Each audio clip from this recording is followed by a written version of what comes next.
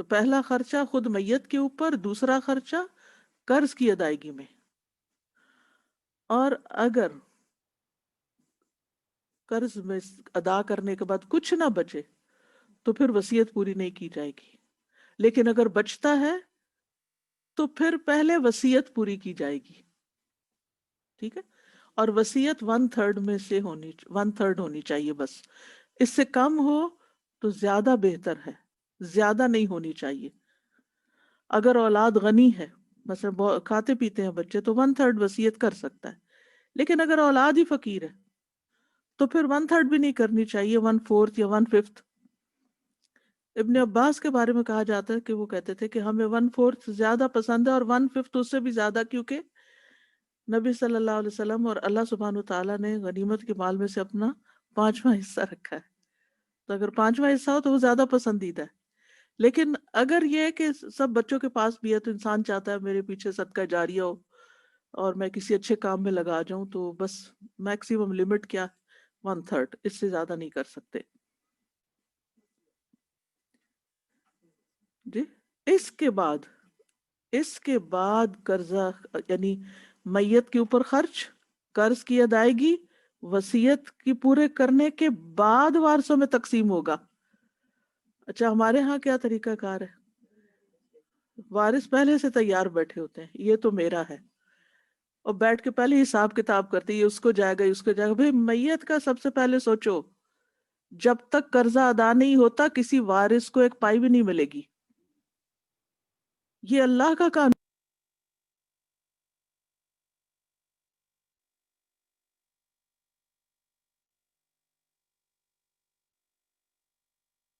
چھوٹ جائے کیونکہ اس نے تو اپنے پیچھے مال چھوڑا تھا جس سے ادائیگی ہو سکتی تھی، لیکن وارثوں نے اپنا فائدہ سوچا کہ ہمیں کیا ملے گا اور میت کو بھول گئے. تو یہ بھی پکڑے جائیں گے کہ انہوں نے کیوں نہیں ادائیگی کی. وَإِنْ كَانَ رَجُلٌ يُورَثُ كَلَالَةً، اور اگر کوئی مرد فوت ہو جائے جس کی وراثت تقسیم کی جا رہی، یورث مجہول ہے، کلالتن وہ کلالہ ہے. کلالہ وہ شخص ہوتا ہے جس کے نہ والدین ہو، نہ دادا دادی ہو، نہ اولاد ہو، نہ پوتے پوتیاں ہو، نہ اوپر کوئی نہ نیچے کوئی. اگر انسان کو یعنی کہ جیسے کہ ایک ہیومن باڈی ہے، تو اگر ہم سمجھے کہ ایک سر ہے ہمارا اور ایک پاؤں ہے اور ایک ہمارے بازو ہے، تو رشتہ داروں کو بھی یوں تقسیم کیا جا سکتا ہے. سر کو آپ سمجھے کہ والدین اوپر والے، اور پاؤں کی طرف سے یعنی اولاد اور اولاد کی اولاد وغیرہ، اور بازو جو ہیں وہ بہن بھائی. ٹھیک ہے. اب نہ سر ہے نہ پیر ہے، یعنی نہ والدین ہے، نہ والدین کے والدین ہے، نہ اولاد ہے، نہ اولاد کی اولاد ہے، کوئی بھی نہیں ہے. لیکن اور کیا ہے؟ وَلَهُ أَخٌ أَوْ أُخْتٌ، بازو ہیں، ایک بھائی ہے، ایک بہن یا ایک بہن ہے. فَلِكُلِّ وَاحِدٍ مِّنْهُمَا السُّدُسُ، تو ان میں سے ہر ایک کو چھٹا حصہ ملے گا، یعنی ایک کی صورت میں چھٹا. فَإِنْ كَانُوا أَكْثَرَ مِنْ ذَلِكَ، لیکن اگر وہ اس سے زیادہ ہوں فَهُمْ شُرَكَاءُ فِي الثُّلُثِ، تو وہ 1/3 میں شریک ہوں گے. یعنی 1/3 مال جو میت کا بچے گا اس میں سب بہن بھائیوں کو برابر کا پھر دے دیا جائے گا. اب یہ تھوڑی سی اس کی مزید وضاحت ہے. یہ جو کلالہ ہے، کلالہ کا لفظ کلل سے ہے.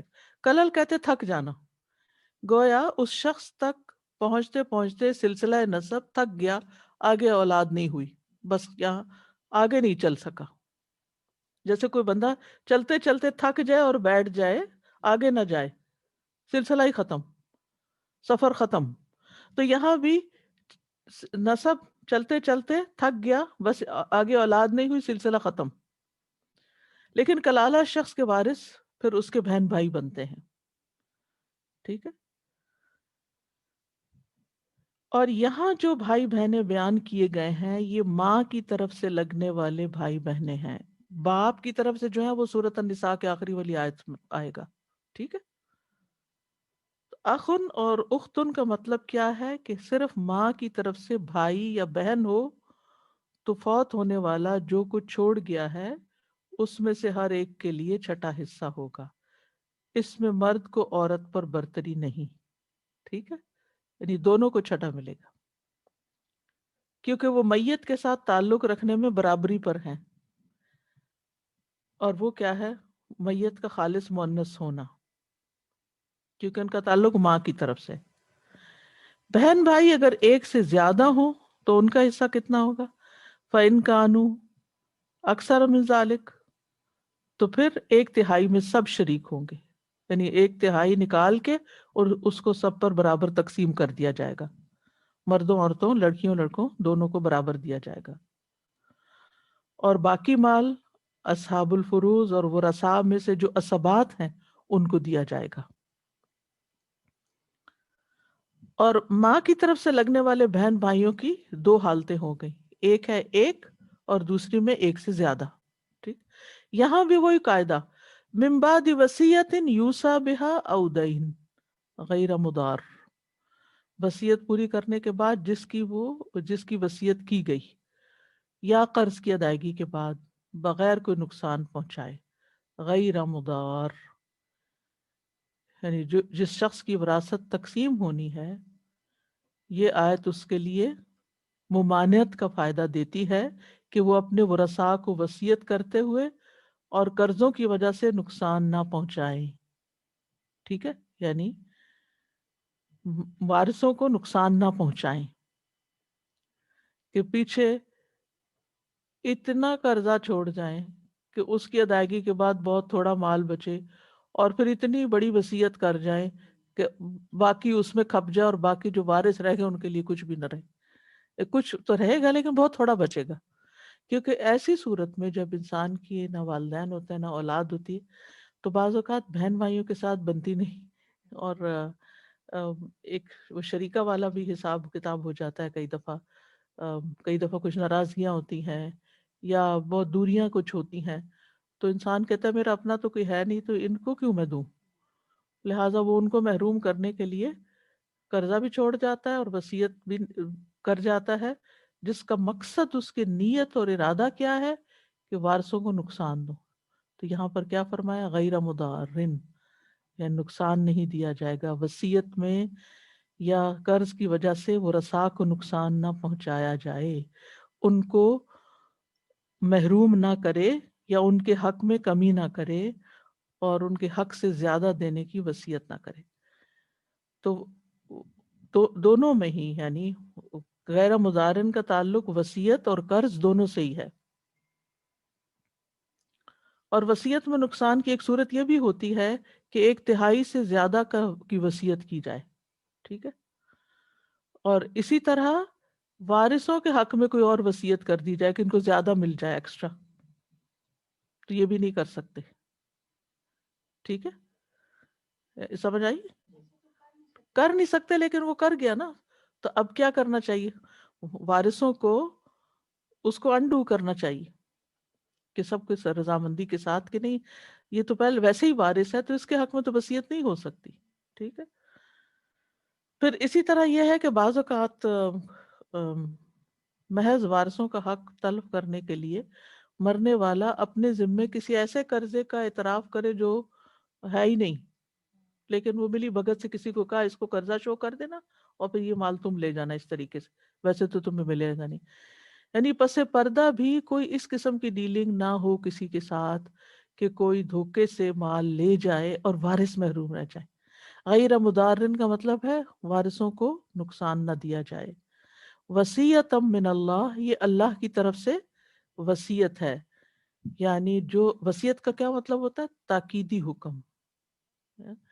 یعنی جب کوئی فوت ہو جائے تو مال کی تقسیم کرنا ضروری ہے اور ان قاعدوں کے مطابق تقسیم کرنا ضروری ہے جو اللہ تعالیٰ نے تم پر لازم کیے ہیں.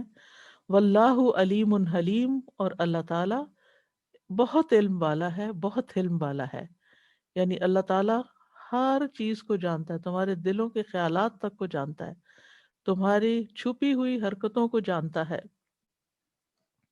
اور اللہ تعالیٰ اس لحاظ سے بھی علیم ہے کہ اس کو پتا تھا کہ کون کتنا حقدار ہے، کس کو کتنا ملنا چاہیے. یہ حصے اللہ نے مقرر کیے ہیں، ان میں کمی بیشی نہیں کی جا سکتی.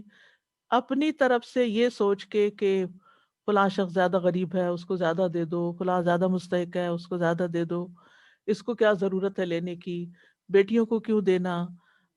وہ اور خاص طور پر آپ دیکھیں گولڈ وغیرہ تو بچیوں کو کچھ نہ کچھ دے ہی دیا جاتا ہے، لیکن اگر زرعی زمینیں ہوں یا پراپرٹیز ہوں یا مشترکہ زمینیں ہوں تو اس میں تو ہمارے ہاں عمومی طور پر بہت زیادہ ظلم کیا جاتا ہے کہ بچیوں کا حصہ نہیں نکالا جاتا، وہ کسی نہ کسی طرح زبردستی معاف کرا دیا جاتا ہے. تو بہرحال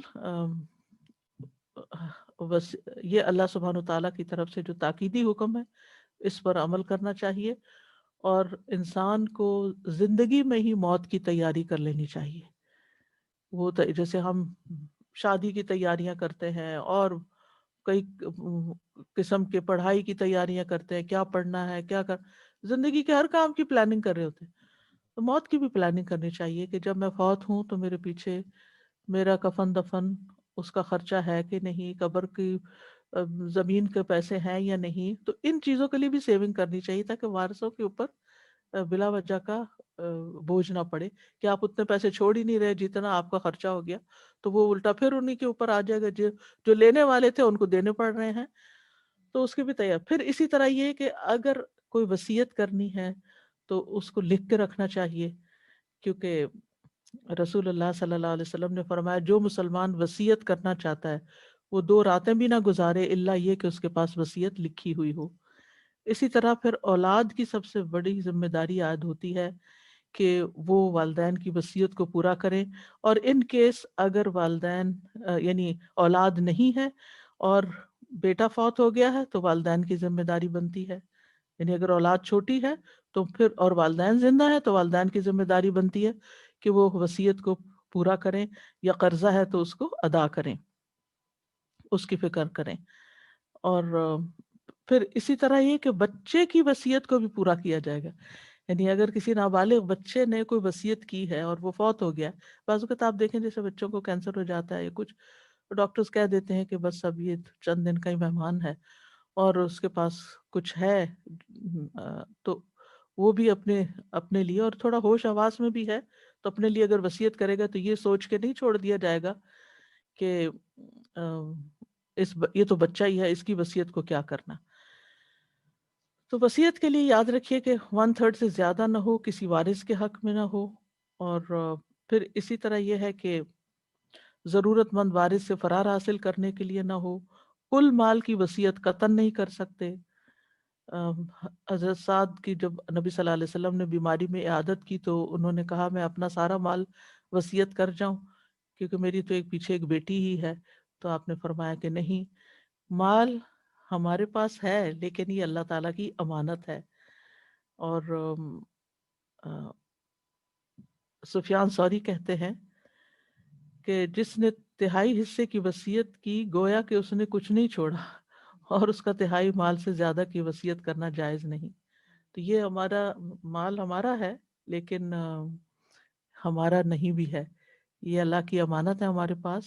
قیامت کے دن جو سوال ہوں گے مال کے بارے میں وہ اس بارے میں بھی ہوگا کہ کہاں سے آیا اور پھر کہاں لگایا. تو اس معاملے میں صرف زندگی میں نہیں کہاں لگایا، مرنے کے بعد بھی کہاں لگے گا، کس کو جانا چاہیے اور کیسے جائے گا، اس کی بھی پلاننگ ہونی چاہیے. نمبر 13 تل کا حدود اللہ. جی سوال ہے، کر لیجیے.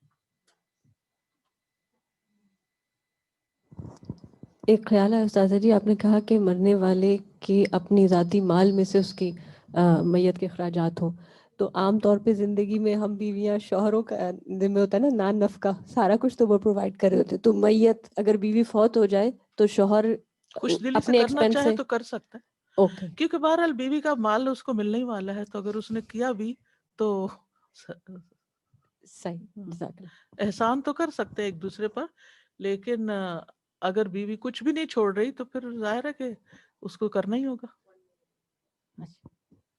سوری، اسی سے ریلیٹڈ یہ کہ ٹھیک ہے اگر کسی مرد کی ڈیتھ ہوتی ہے اور انہی کے بہن بھائی یا ان کی فیملی میں سے کوئی کر دیتا ہے بجائے اس کے ٹو ایکسیس ہز ویلتھ، کیونکہ میت کے اخراجات فوراً دینے ہوتے ہیں نا، اور جتنی دیر میں فیملی ساری یہ وراثت کے معاملات کے لیے اکٹھی ہوتی ہے وہ دیر ہو چکی ہوتی ہے.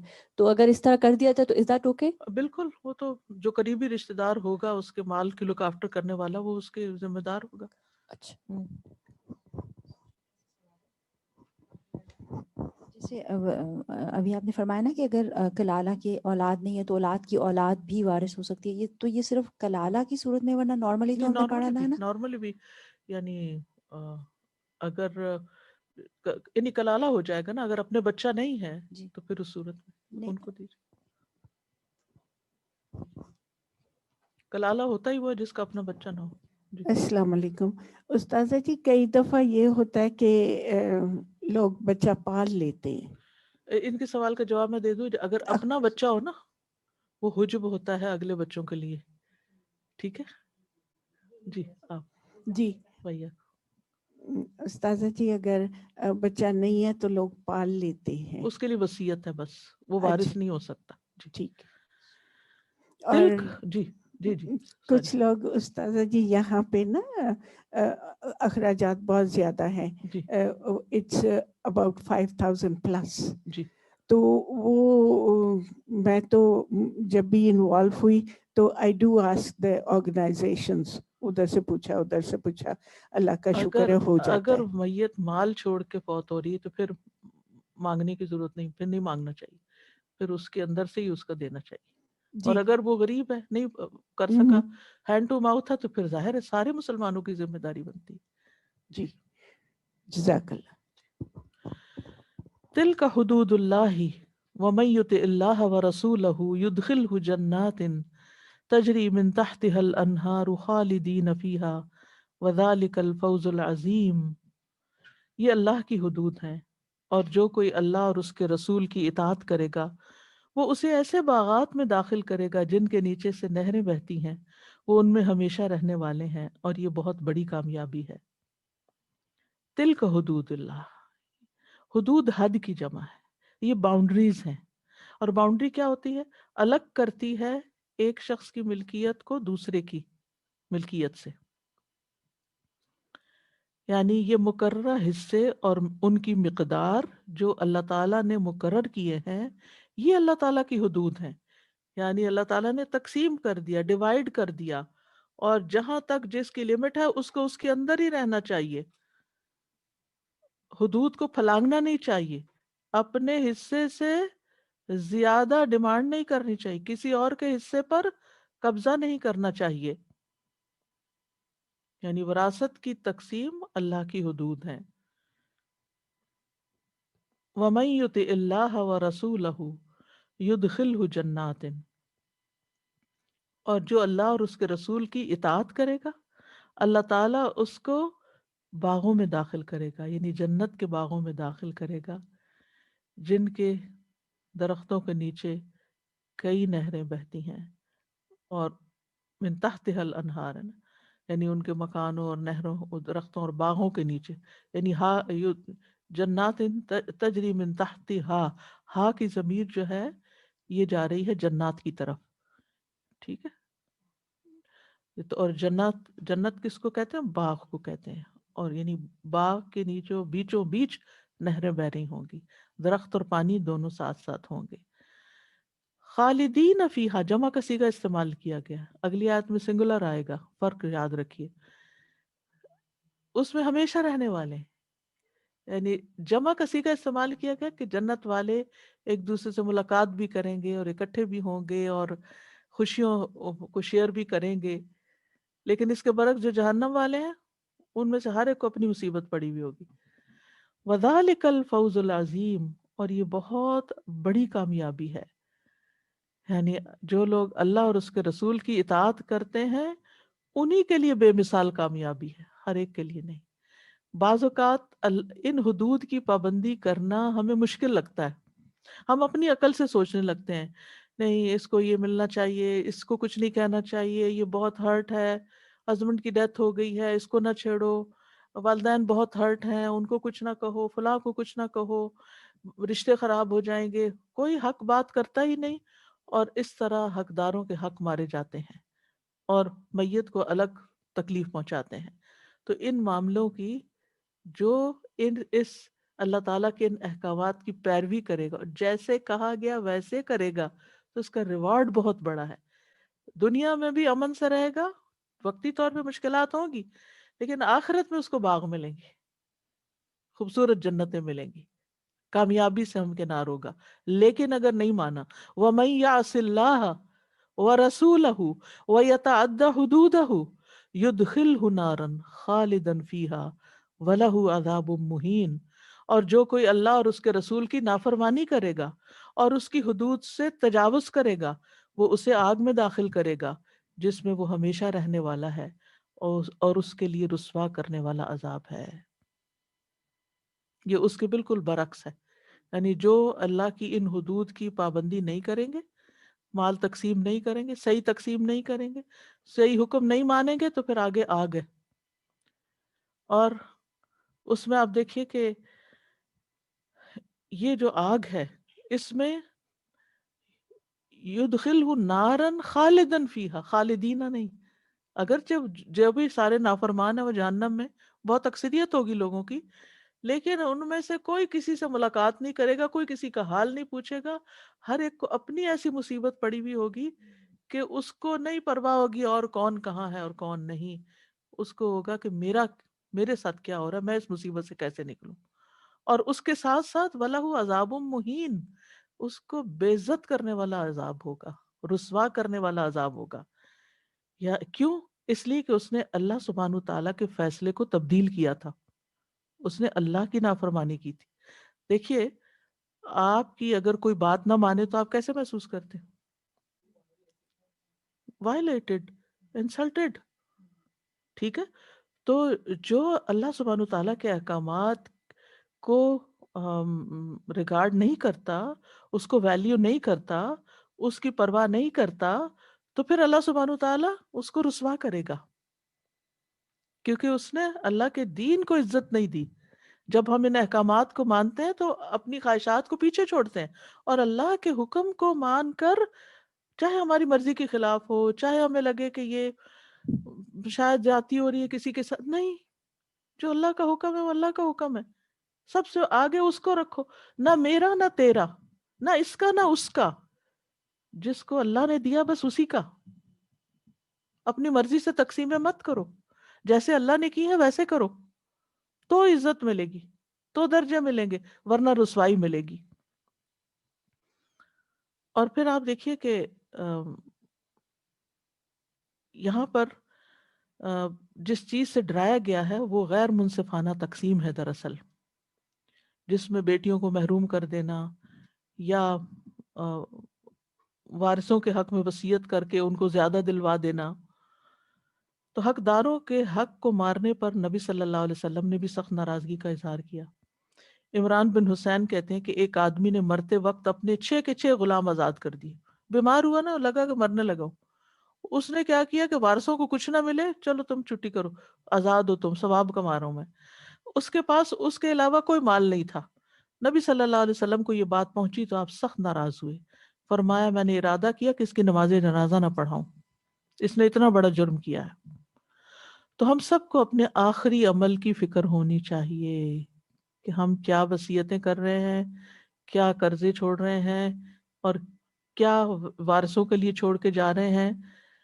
انس رضی اللہ عنہ سے مروی ہے کہ رسول اللہ صلی اللہ علیہ وسلم نے فرمایا، کسی شخص پر اس وقت تک تعجب نہ کیا کرو کہ یہ بڑا نیک ہے، جب تک یہ نہ دیکھ لو کہ اس کا خاتمہ کس عمل پہ ہو رہا ہے، کیونکہ بعض اوقات ایک عمل کرنے والا شخص ساری زندگی یا ایک لمبا عرصہ اپنے نیک اعمال پہ گزار دیتا ہے کہ اگر اسی حال میں فوت ہو جائے تو جنت میں داخل ہو جائے، لیکن پھر اس میں تبدیلی پیدا ہو جاتی ہے اور وہ برے اعمال کرنے لگتا ہے۔ یعنی زندگی کا ایک بڑا ایسا بڑی نیکیاں کی، پھر بیڈ کمپنی مل گئی، یا قرآن و سنت سے رشتہ تعلق چھوڑ دیا، پھر دنیا میں پڑ گیا، پھر حرام کاریوں میں پڑ گیا، تو پھر اس کا انجام بھی اسی میں ہوا، تو وہ جو پچھلے بھی نیک عمل تھے وہ بھی گئے۔ تو اسی طرح ایک اور شخص جو طویل عرصے تک ایسے گناہوں میں مبتلا رہتا ہے کہ اگر اسی حال میں مر جائے تو جہنم میں داخل ہو، لیکن پھر اس میں تبدیلی پیدا ہو جاتی ہے اور وہ نیک عمل کرنے لگ جاتا ہے، تو خاتمہ نیک عمل پہ ہوتا ہے. تو انسان کو مرتے دم تک ایک تو استقامت کی دعا کرنی چاہیے، دوسرا یہ کہ اس بات کی فکر کرنی چاہیے کہ ہم جاتے جاتے کوئی غلط فیصلے نہ کر کے جائیں، غلط کام نہ کر کے جائیں، کسی پہ ظلم نہ کر کے جائیں، تاکہ آگے کی زندگی جو ہے وہ اچھی ہو، خاتمہ اچھا ہو. خاتمہ بالخیر کی دعا کرنی چاہیے. آیت نمبر 15 ہے واللاتی یأتین الفاحشۃ من نسائکم فاستشہدوا علیہن اربعۃ منکم فإن شہدوا فامسکوہن فی البیوت حتی یتوفاہن الموت او یجعل اللہ لہن سبیلا. اور تمہاری عورتوں میں سے جو بے حیائی یعنی زنا کا ارتکاب کریں تو ان کے اس جرم پر اپنے مردوں میں سے 4 گواہ طلب کرو، پھر اگر وہ گواہی دے دیں تو ان کو سزا کے طور پر گھروں میں روک رکھو یہاں تک کہ موت انہیں آ لے یا اللہ ان کے لیے کوئی اور راستہ بنا دے. سورۃ النساء عورتوں سے متعلق کافی احکامات اپنے اندر رکھتی ہے. پہلے عورتوں کے حقوق کا ذکر کیا گیا، ان کا مہر ادا کرنے کی بات کی گئی، مردوں کے ساتھ ان کو وراثت میں شریک کیا گیا، وَلِلنِّسَاءِ نَصِيبٌ مِّمَّا تَرَكَ الْوَالِدَانِ أَوِ الْأَقْرَبُونَ. اور اب یہاں عورتوں کی حدود بھی بیان کی جا رہی ہیں کہ کیا چیز ان کے لیے جائز نہیں، اور اس پر سزا کیا ہے وہ بھی بتائی جا رہی ہے. یعنی ہمارے دین کے اندر ایک اعتدال ہے، ایک طرف جہاں نعمتیں ملتی ہیں وہاں دوسری طرف اکاؤنٹیبلٹی بھی ہے، رسپانسبلٹی بھی ہے. ایک مسلمان ہونے کی حیثیت سے یا ایک مسلمان عورت ہونے کی حیثیت سے اگر اللہ تعالیٰ نے ہمارے حقوق رکھے ہیں تو اس میں سپائل نہیں ہونا چاہیے کہ اب ہم جو مرضی کر لیں. نہیں، ہماری لمٹس ہیں، حدود ہیں. اور مسلمان عورت کی حدود کیا ہیں کہ وہ اپنی عزت و عصمت کی حفاظت کرے، اپنی حیا کی حفاظت کرے، اور نیک کام کرنے کے ساتھ ساتھ فحش کاموں سے بچے. واللاتی یاتین الفاحشہ، وہ عورتیں جو فاحشہ کا ارتکاب کریں. فاحشہ کا لفظ جو ہے نا فحش سے ہے. فحش کہتے ہیں قول اور فعل میں سے ہر گندی اور قبیح چیز. لیکن یہاں پر جو بات جس چیز کی طرف اشارہ ہے فاحشہ، وہ زنا ہے. فاحشہ کا لفظ قرآن مجید میں کئی جگہ پر استعمال ہوا ہے. فحشا کا لفظ بھی آیا ہے. اپنے باپ کی بیوی سے نکاح کرنے کو بھی فحش کام کہا گیا ہے. زنا کے لیے بھی لفظ آیا ہے، عمل قوم لوط کے لیے بھی آیا ہے. اور فحشا ایسی برائی ہوتی ہے جو عقل اور شرع دونوں سے پہچانی جاتی ہے. کس سے؟ عقل اور شرع دونوں سے پہچانی جاتی ہے. اس کے برعکس منکر وہ برائی ہوتی ہے جو صرف شرع سے پہچانی جاتی ہے، یعنی شریعت ہمیں بتاتی ہے کہ یہ کام نہیں کرنا، یہ حرام ہے، یہ گناہ کا کام ہے. تو من نسائکم واللاتی یاتین الفاحشۃ، اور وہ عورتیں جو ارتکاب کریں فاحشہ کا یعنی زنا کا، من نسائکم تمہاری عورتوں میں سے. نسائکم، نساء جمع ہے اور اس میں سنگل، میرڈ، ڈیورسڈ، وڈو، بچوں والی، بغیر بچوں والی، کوئی بھی، یعنی عورت کے جتنے بھی روپ ہیں ان میں سے کوئی بھی ہو. کم کا مطلب ہے یعنی تم مسلمان عورتوں میں سے، یعنی اپنی عورتیں، یعنی یہ مومن عورتوں کا بیان ہے. جیسے آتا نا وَاسْتَشْهِدُوا شَهِيدَيْنِ مِن رِجَالِكُمْ، تو اس میں بھی کم سے مراد یعنی ایک تو مرد ہے اور پھر مسلمان. فَاسْتَشْهِدُوا عَلَيْهِنَّ أَرْبَعَةً مِّنْكُمْ، تو ان پر گواہ طلب کرو، یعنی اگر انہوں نے ایسا کوئی عمل کیا ہے تو اس کے لیے گواہ لاؤ. اربعتن، 4، منکم، تمہیں میں سے، یعنی زنا کے ثبوت کے لیے 4 گواہوں کی شرط ہے. ٹھیک ہے جی، اور مسلمان ہونا شرط ہے اور مرد ہونا شرط ہے. اس میں عورتوں کی گواہی نہیں ہوگی کیونکہ سزا سخت ہے نا، تو پھر عورتوں کو سپیئر کر دیا گیا ہے. اور پھر گواہ بھی عینی شاہد ہوں. مثلا یہ نہیں ہو سکتا کہ اگر کسی مرد اور عورت کو کسی کمرے میں دیکھا ہے تو کہیں یہ زنا کر رہے تھے، ایسا نہیں کہہ سکتے.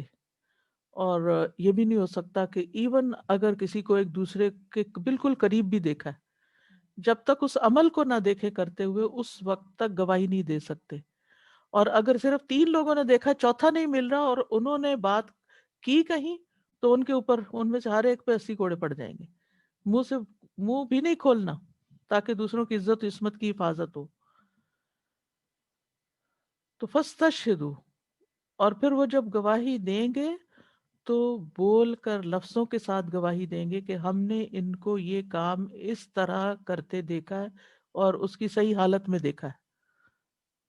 صرف شک و شبہ کی بنا پر کسی کے بارے میں ایسی کوئی بات نہیں کہی جا سکتی، کیونکہ اگر کوئی صرف الزام تراشی کرے تو اس کی سزا سورۃ النور میں بتائی گئی، والذین یرمون المحصنات ثم لم یأتوا بأربعة شہداء فاجلدوہم 80 جلدۃ ولا تقبلوا لهم شہادۃ ابدا واولئک هم الفاسقون. اور وہ لوگ جو پاک دامن عورتوں پر تہمت لگائیں پھر 4 گواہ نہ لائیں تو انہیں 80 کوڑے مارو اور ان کی گواہی کبھی قبول نہ کرو، اور وہی نافرمان لوگ ہیں، فاسق لوگ ہیں.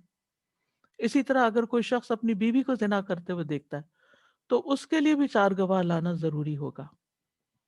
اور یہ آیت جو ہے لعان کا حکم اترنے سے پہلے، فَإِن شَهِدُوا، پھر اگر وہ گواہی دے دیں، ٹھیک ہے، یعنی بول کر لفظوں کے ساتھ واضح طریقے سے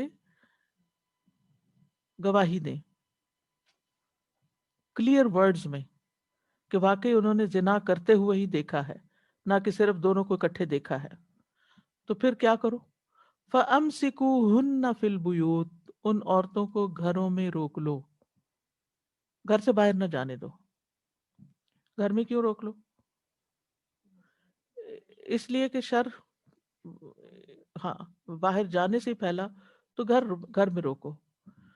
اور یہ آیت کا حصہ جو ہے یہ منسوخ بتایا جاتا ہے کیونکہ اس کے بعد سورۃ النور کی آیت نمبر 2 اتری اور زنا کی سزا بتا دی گئی، الزانیۃ والزانی فاجلدوا کل واحد منہما 100 جلدہ. زنا کرنے والی عورت اور جو زنا کرنے والا مرد ہے، دونوں میں سے ہر ایک کو 100 کوڑے مارو. اور تمہیں ان کے متعلق اللہ کے دین میں کوئی نرمی نہ پکڑے، اور اگر تم اللہ اور یوم آخرت پر ایمان رکھتے ہو، اگر تم اللہ اور یوم آخرت پر ایمان رکھتے ہو. تو یہ زانی کی سزا ہے. او یجعل اللہ لہن سبیلا، حتی یتوفاہن الموت، ان کو گھر میں کب تک رکھا جائے گا؟ جب تک کہ وہ فوت ہو جائے. یہ پہلے حکم تھا. اس سے علماء نے ایک اور مطلب بھی نکالا، اور وہ یہ کہتے ہیں کہ عورت کو، اس کا مطلب یہ کہ عورت کو گھر سے باہر نکلنے کی اجازت ہے. گھر میں اس کو بند کرنا، قید کرنا ایک طرح سے اس کے لیے سزا ہے.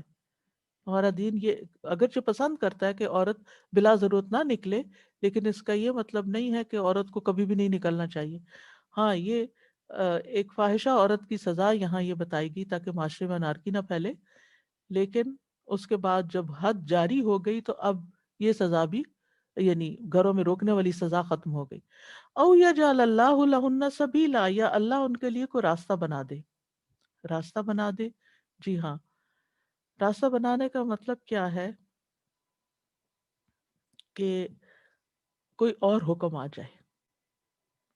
اس کے بارے میں عبادہ بن صامت کی روایت ہے، وہ کہتے ہیں کہ رسول اللہ صلی اللہ علیہ وسلم نے فرمایا، خذوا انی، خذوا انی، مجھ سے سیکھ لو، مجھ سے سیکھ لو، مجھ سے سیکھ لو. جس طرح اللہ نے فرمایا تھا قد جعل اللہ لہن سبیلا، تو اسی طرح اب اللہ نے ان کے لیے راہ نکال دی ہے.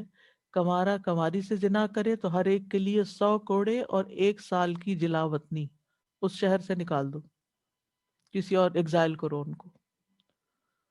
اور شادی شدہ سے زنا کرے تو ہر ایک کے لیے 100 کوڑے اور رجم ہے.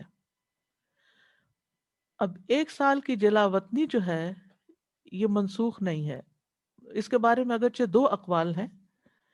جمہور اہل علم جن میں مالکیہ، شافعیہ، حنابلہ، اہل حدیث یہ سب شامل ہیں، یہ ان کا قول ہے کہ غیر شادی شدہ آزاد زانی کی سزا 1 سال مکمل جلاوطنی ہے، یعنی شہر سے نکال دو. اور دوسرا قول جلاوطنی واجب نہیں بلکہ یہ امام کے اوپر ہے، اگر جلاوطنی میں مصلحت دیکھے تو جلاوطنی کرے، لیکن یہ بطور حد کے ہے، لازم اور واجب نہیں۔ یہ احناف کا مذہب ہے، حنفی مذہب میں یہ ہے، ٹھیک ہے۔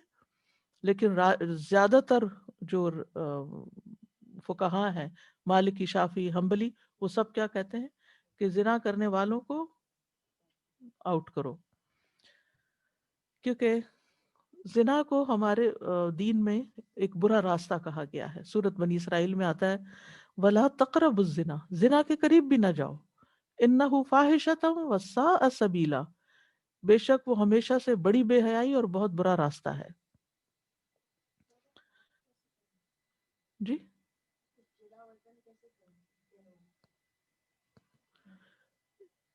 یہ اس وقت سوچنے کی بات نہیں، اس وقت تو حکم بتانے کی بات ہے نا۔ پریکٹیکلی تو پھر جب کوئی اسلامک کنٹری ہو اور وہاں پر اسلامی قانون بھی ہو اور پھر وہاں پر کوئی گواہیاں بھی ہوں اور پھر وہ سب کچھ، تو پھر اس وقت قاضی بتائے گا کہ اب کیا کرنا ہے، واٹ نیکسٹ۔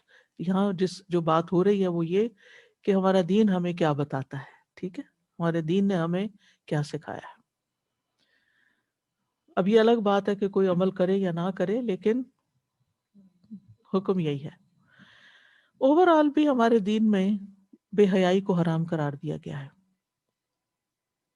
اور خصوصاً زنا کے وقت تو ایمان بھی نکل جاتا ہے، اور یہ اللہ کے عذاب کو دعوت دینے والا فعل ہے۔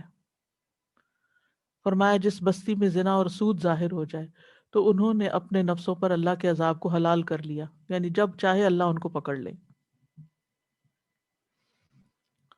نبی صلی اللہ علیہ وسلم نے پیشن گوئی کی تھی کہ قیامت کے قریب زنا پھیل جائے گا، اور آپ صلی اللہ علیہ وسلم کو ایک مرتبہ خواب میں زانیوں کی سزا بھی دکھائی گئی تھی۔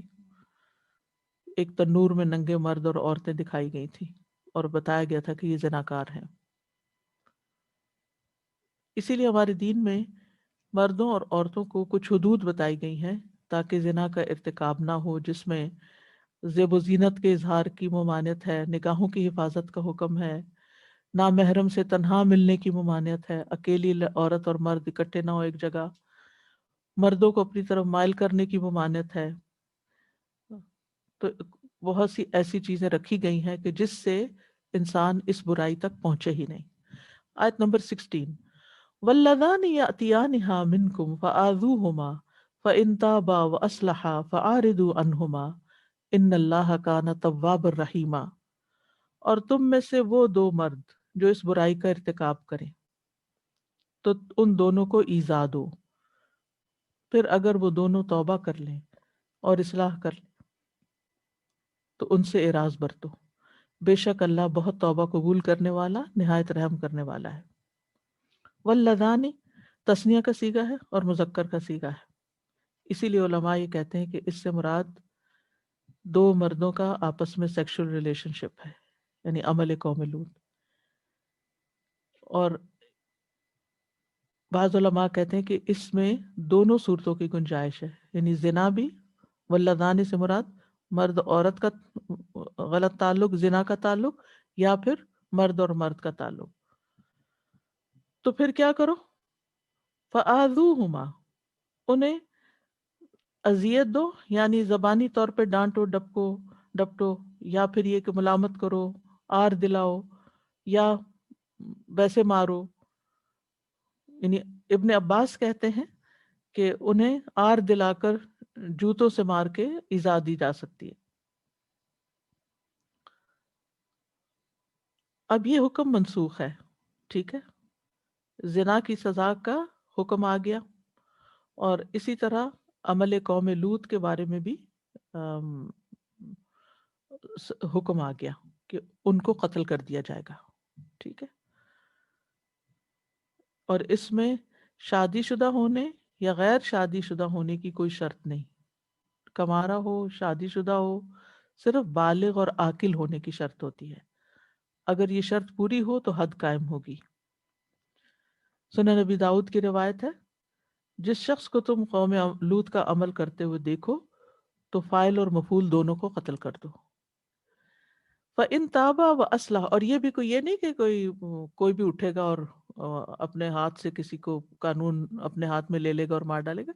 یہ پورا ایک پروسیجر ہے، مقدمہ چلایا جائے گا، ثابت گواہیاں ہوں گی، جرم ثابت ہوگا، تو اس کے بعد پھر جیسے کسی بھی ملک کا کوئی قانون ہوتا ہے اور اس میں پھر وہ ایک سزا دی جاتی ہے اس قانون کے مطابق، وہ سارے قانونی تقاضے پورے کرنے کے بعد. تو یہ نہیں کہ اسلامی حکومت جس سے، اب یہ نہیں کہ ماں باپ نے اگر دیکھا ہے اپنی اولاد میں سے کسی کو کہتا ہے تو وہ خود سے اس کو مارنا شروع کر دے، یہ نہیں ہو سکتا. جی جی ادروائز نہیں. یا فَإِن تَابَا وَأَصْلَحَا فَأَعْرِضُوا عَنْهُمَا، پھر اگر وہ دونوں توبہ کر لیں اور اصلاح کر لیں تو ان سے اعراض برتو. یہ پہلے کا حکم ہے نا، یعنی اگر گناہ سے رجوع کر لیں، نادم ہو، دوبارہ نہ کرنے کا عہد کریں اور طرز عمل کی اصلاح کریں. توبہ جو ہوتی ہے وہ دل میں ہوتی ہے اور اصلاح جو ہوتی ہے وہ عمل میں ہوتی ہے، یعنی عملی طور پر بھی دکھائیں کہ اب وہ انہوں نے اپنی کمپنی بدل لی ہے. اور پھر تو ایسی صورت میں ان کو اذیت دینا چھوڑو، ان کو آر دلانا چھوڑو. لیکن یاد رکھیے کہ یہ حکم حدود کے نازل ہونے سے پہلے کا ہے. جب حدود نازل ہو گئی تو آیت منسوخ کر دی گئی. ان اللہ کان توابا رحیما، بے شک اللہ تعالیٰ بہت توبہ قبول کرنے والا، بڑا ہی مہربان ہے. یعنی اگر کسی شخص سے ایسی کوئی غلطی ہو گئی ہے انسان ہونے کے ناطے اور وہ کسی کو پتہ نہیں چلی لیکن خود اس کو پتہ ہے کہ اس نے کیا کیا زندگی میں، تو پھر وہ توبہ کر لے اور اپنے عیب کھول کھول کے مت بتائے. اللہ سے توبہ کر لے اور معافی مانگ لے، اس کے بعد نیک عمل شروع کر دے تو اللہ سبحانہ تعالیٰ بہت مہربان ہے. ابو ہریرہ کہتے ہیں نبی صلی اللہ علیہ وسلم نے فرمایا، زنا کرنے والا جب زنا کرتا ہے تو اس وقت وہ مومن نہیں رہتا، چوری کرنے والا جب چوری کرتا ہے تو اس وقت وہ مومن نہیں رہتا، اور شرابی جب شراب نوشی کرتا ہے تو اس وقت وہ مومن نہیں رہتا. پھر ان سب آدمیوں کے لیے توبہ کا دروازہ بہرحال کھلا رہتا ہے. یہ ہے اللہ کی مہربانی، اللہ سبحانہ تعالیٰ کا رحیم ہونا. انما التوبۃ علی اللہ للذین یعملون السوء بجہالۃ ثم یتوبون من قریب فاولئک یتوب اللہ علیہم وکان اللہ علیما حکیما. بے شک اللہ کے ذمہ تو ان لوگوں کی توبہ قبول کرنا ہے جو جہالت کی وجہ سے برائی کا ارتکاب کرتے ہیں پھر جلد ہی توبہ کر لیتے ہیں. تو یہی وہ لوگ ہیں جن پر اللہ مہربان ہوتا ہے اور اللہ بہت علم والا، بہت حکمت والا ہے. مطلب کیا اس آیت کا؟ کہ اللہ تعالیٰ صرف ان لوگوں کی توبہ قبول کرتا ہے جو نافرمانیوں اور گناہوں کا ارتکاب کرنے کے بعد، یعنی ارتکاب کر لیتے ہیں اور اس کے انجام سے جاہل ہوتے ہیں، لا علم ہوتے ہیں کہ ان کی کوئی سزا بھی ہوگی. یعنی بہت سے لوگ ایسے ہیں جو ان برائیوں کو برائی نہیں سمجھتے یا ان کو معمولی چیز سمجھ کے اس کا ارتکاب کرتے ہیں. تو جو انسان بھی غلطی کرے، ارادے کے ساتھ کرے یا پھر نافرمانی سے کرے، وہ جاہل ہی شمار ہوگا. کیوں؟ اس لیے کہ اس وقت اس کے دماغ عقل پہ پردہ پڑ گیا، پتہ تھا حکم، پتہ تھا نتیجہ انجام، لیکن اس کے دماغ پہ پردہ پڑ گیا اور اس نے غلط کام کر لیا اور بعد میں ریئلائز کیا اور پھر ریگریٹس ہوئی، پھر شرمندہ ہوا، پھر اس کے بعد اس نے توبہ کی اور موت سے پہلے توبہ کر لی، اللہ کی اطاعت شروع کر دی، اپنی اصلاح کر لی. تو ایسے شخص پر اللہ تعالیٰ بھی مہربان ہوگا. تو انما التوبۃ علی اللہ، بے شک توبہ قبول کرنا اللہ کے ذمہ ہے. کن کے لیے؟ للذین، ان لوگوں کے لیے، یعملون السوء بجہالۃ، جو جہالت کی وجہ سے، لا علمی کی وجہ سے برے کام کر بیٹھتے ہیں. کوئی بھی برائی، یعنی ویسے تو پچھلی برائی کے ساتھ متعلق ہے لیکن کوئی بھی برائی ہو. تو اللہ تعالیٰ کا بندوں کی طرف رجوع کرنا کیا ہے کہ بندوں کو توبہ کی توفیق دے دیتا ہے، اور جب بندے توبہ کرتے ہیں تو وہ قبول کر لیتا ہے.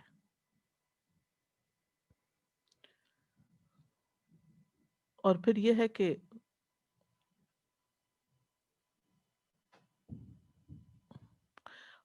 ہے کہ یہ کسی شخص کا عالم ہونا صرف یہی نہیں کہ وہ قرآن حفظ کر لے یا احادیث کو جان لے، پتہ یہاں سے چلے گا کسی کے عالم ہونے کا کہ اس نے اس پہ عمل کتنا کیا۔ جو شخص علم پر عمل نہیں کرتا وہ جاہل کہلاتا ہے، ٹھیک ہے؟ جان بوجھ کے گناہ کرنا بھی جہالت ہے۔ یوسف علیہ السلام کا اپنے گناہ میں پڑ جانے کو جہالت کہنا ہمیں قرآن سے پتہ چلتا ہے۔ رب السجن احب الی مما یدوننی الی والا تصرف عنی کیدہن اصب الیہن واکن من الجاہلین، کہ اے میرے رب مجھے قید خانہ اس سے زیادہ محبوب ہے جس کی طرف یہ سب مجھے دعوت دے رہی ہیں، اگر تو مجھ سے ان کے فریب کو نہ ہٹائے گا تو میں ان کی طرف مائل ہو جاؤں گا اور جاہلوں میں سے ہو جاؤں گا۔ یعنی اگر میں نے ان کی بات مان لی تو میں بھی جاہل ہو جاؤں گا۔ یعنی اگرچہ ان کا مقام بہت بڑا تھا، لیکن کسی کا مقام کتنا بھی بڑا ہو لیکن اگر وہ غلط کام کرتا ہے تو گویا اس نے جہالت کا ثبوت دیا ہے۔ موسیٰ علیہ السلام کو نے جب اپنی قوم کو کہا تھا کہ گائے ذبح کرو تو انہوں نے کہا تھا کہ اتتخذنا ہزوا قال اعوذ باللہ ان اکون من الجاہلین۔ پھر اسی طرح اللہ سبحانہ تعالیٰ نے نوح علیہ السلام کو کہا تھا انی اعیذک ان تکون من الجاہلین، میں تمہیں نصیحت کرتا ہوں کہ تو جاہلوں میں سے ہو جائے، یعنی ایسی دعا کر کے جو انہوں نے کی تھی۔ تو جان بوجھ کے گناہ کرنے والا اس لیے جاہل ہے کہ اس نے اپنے علم کو جہاں استعمال کرنا چاہیے تھا وہاں استعمال نہیں کیا۔ تو حماقت اور جہالت ہی کی وجہ سے انسان گناہ کرتا ہے۔ عقل رکھنے والا سمجھدار غلط کام نہیں کرتا۔ تو اگر کوئی شخص کسی غلط کام کا ارتکاب کر رہا ہے تو اس کا مطلب ہے وہ انتہائی حماقت کا ثبوت دے رہا ہے، اپنے انجام کو خطرے میں ڈالے ہوئے ہے۔ اور اگر ایسی جہالت ہو جائے تو پھر کیا کرے؟ ثم یتوبون من قریب، فوراً توبہ کر لے، جلدی توبہ کر لے، ڈیلے نہ کرے۔ عقل مند انسان جو ہے وہ توبہ میں تاخیر نہیں کرتا، کیونکہ اس کو پتا ہوتا ہے کہ موت کا کوئی وقت مقرر نہیں ہے، یعنی اس کو نہیں پتا کب آ جائے گی، وقت مقرر ہے جو ہے، لیکن موت کسی بھی وقت آ سکتی ہے۔ اور پھر یہ کہ جو جلد توبہ کر لیتا ہے، یعنی مثلا انسان سے برائی ہوتی ہے تو جو بائیں طرف والا فرشتہ ہے اس کو دائیں طرف والا کیا کہتا ہے کہ ٹھہر جاؤ، وہ 6 گھڑیاں ٹھہرتا ہے۔ اگر بندہ توبہ کر لیتا ہے تو وہ لکھتا ہی نہیں، لیکن اگر وہ توبہ نہیں کرتا تو پھر وہ اعمال نامے میں لکھ دی جاتی ہے غلطی۔ فَأُولَٰئِکَ یتوب اللہ علیہم، اور اللہ پہ پیار آتا ہے کہ کس طرح غلطی بھی ہو گئی اور پھر انسان اللہ کی طرف پلٹ گیا، رونے دھونے لگ گیا، صدقہ خیرات کیا، دعائیں کی، اللہ تعالیٰ معاف کر دیتا ہے۔ وَكَانَ اللَّهُ عَلِيمًا حَكِيمًا، اور ہے اللہ علم والا، حکمت والا، یعنی بندوں کے حالات کو جانتا ہے کہ بندے کتنے کمزور ہیں، ان کے اندر کیا کیا ویکنیسز ہیں، اور حکمت والا ہے کہ ان بندوں کو اللہ کی رحمت کی ضرورت ہے، تو اس نے اپنی رحمت کا اظہار بھی کر دیا۔ تو بندے جب تک بخشش مانگتے رہیں گے اللہ تعالیٰ معاف کرتا رہے گا۔ حدیث میں آتا ہے اے ابن آدم، بے شک تو جب تک مجھے پکارے گا، دعا کرے گا اور مجھ سے پر امید رہے گا، میں جو بھی تمہارے گناہ ہوں گے ان کو بخشتا رہوں گا اور پرواہ نہیں کروں گا۔ اگر تیرے گناہ، اے ابن آدم، اگر تیرے گناہ آسمان کی بلندیوں تک پہنچ جائیں پھر تو مجھ سے بخشش طلب کرے تو میں تجھے بخش دوں گا اور میں کوئی پرواہ نہیں کروں گا۔ اے ابن آدم، اگر تو زمین کے برابر گناہ کر لے اور میرے پاس آ جائے، اس حال میں ملے مجھ سے کہ میرے ساتھ کسی کو شریک نہ کیا ہو، تو میں تجھے اس قدر بخشش عطا کر دوں گا۔ شرک ایسا گناہ ہے کہ جو معاف نہیں ہوتا جب تک کہ انسان واقعی اس سے چھوڑ نہ دے۔ تو گناہ کے بعد انسان کی استغفار کرنے سے بخشش مل جاتی ہے۔ کیا طریقہ ہے؟ نبی صلی اللہ علیہ وسلم نے فرمایا جو بندہ بھی کوئی گناہ کر بیٹھے پھر اچھی طرح وضو کرے، پھر 2 رکعت نماز پڑھے اور بخشش مانگے اللہ سے۔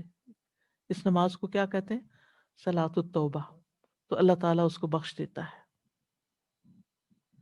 پھر آپ نے یہ آیت پڑھی والذین اذا فعلوا فاحشۃ او ظلموا انفسهم ذکروا اللہ فاستغفروا لذنوبهم ومن یغفر الذنوب الا اللہ ولم یصروا علی ما فعلوا وهم یعلمون۔ ایسے لوگوں سے جب کوئی فحش کام ہو جاتا ہے یا وہ اپنے آپ پہ ظلم کر بیٹھتے ہیں تو فوراً انہیں اللہ یاد آ جاتا ہے اور وہ اپنے گناہوں کی معافی مانگنے لگتے ہیں، اور اللہ کے سوا اور کون ہے جو گناہ معاف کر سکے، اور وہ جانتے بوجھتے اپنے کیے پر اصرار نہیں کرتے۔ وَلَيْسَتِ التَّوْبَةُ لِلَّذِينَ يَعْمَلُونَ السَّيِّئَاتِ حَتَّى إِذَا حَضَرَ أَحَدَهُمُ الْمَوْتُ قَالَ إِنِّي تُبْتُ الْآنَ وَلَا الَّذِينَ يَمُوتُونَ وَهُمْ كُفَّارٌ أُولَئِكَ أَعْتَدْنَا لَهُمْ عَذَابًا أَلِيمًا۔ اور نہ ہی ان لوگوں کی توبہ قبول ہوتی ہے جو برے عمل کرتے رہتے ہیں یہاں تک کہ جب ان میں سے کسی ایک کو موت آتی ہے تو وہ کہتا ہے بے شک میں اب توبہ کرتا ہوں، اور نہ ہی توبہ کی قبولیت ان لوگوں کے لیے ہے جو کفر کی حالت میں مر جاتے ہیں، یہی وہ لوگ ہیں جن کے لیے ہم نے دردناک عذاب تیار کر رکھا ہے۔ یعنی کفر کے علاوہ بھی جو گناہوں میں زندگی بسر کریں اور توبہ کیے بغیر مر جائیں تو ان کی بھی پکڑ ہے۔ یعنی اللہ تعالیٰ ایسے لوگوں کی توبہ قبول نہیں کرتا جو نافرمانیوں کے ارتکاب پہ اڑے رہتے ہیں، ڈٹے رہتے ہیں، کسی کے سمجھانے سے نہیں سمجھتے، کسی مصیبت کے آنے پر نہیں جھکتے، اپنے رب کی طرف رجوع نہیں کرتے، یہاں تک کہ جب موت آ جاتی، موت کی بے ہوشی طاری ہو جاتی تو پھر کہتا ہے، جب عذاب کے فرشتے نظر آتے ہیں تو پھر کہتا ہے اب میں توبہ کرتا ہوں، تو اس وقت توبہ قبول نہیں ہوتی۔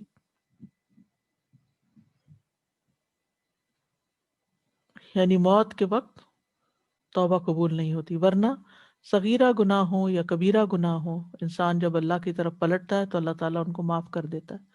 کچھ گناہوں کا کفارہ دینا ہوتا ہے، کچھ گناہوں کے اوپر یعنی ایک طرح سے پینلٹی ہوتی ہے،